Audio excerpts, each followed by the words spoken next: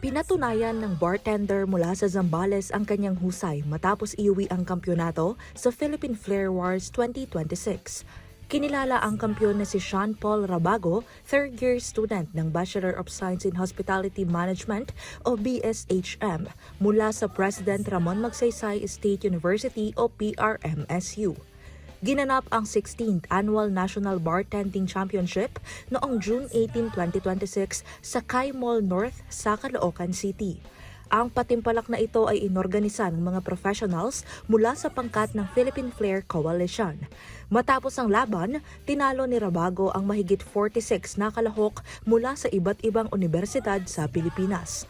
Ipinamalas niya ang kanyang kakaibang talento, kumpiyansa at bilis sa pag-ikot ng bote sa likod ng bar. Maliban sa trophy bilang kampyon, humakot din ng pambato ng Zambales ng iba't ibang parangal. Nakuha niya ang mga titulong Best in Flair, Best in Working Flair at maging Best in Bartender's Attire.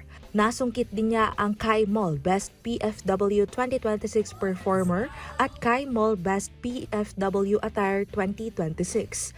Kabilang din siya sa placers para sa PFW 2026 Multimedia category. Sa Facebook post ni Rabago, pinasalamatan niya ang pamunuan ng PRMSU lalo na ang mga gumabay sa kanya mula sa BSHM program ng universidad. Nagpasalamat din siya sa suporta ng pamahalaang panlalawigan ng Zambales pati na rin sa buong komunidad ng probinsya. Ako po si Carmel Joy Miguel, nag-uulat para sa Balitang Unang Sigaw.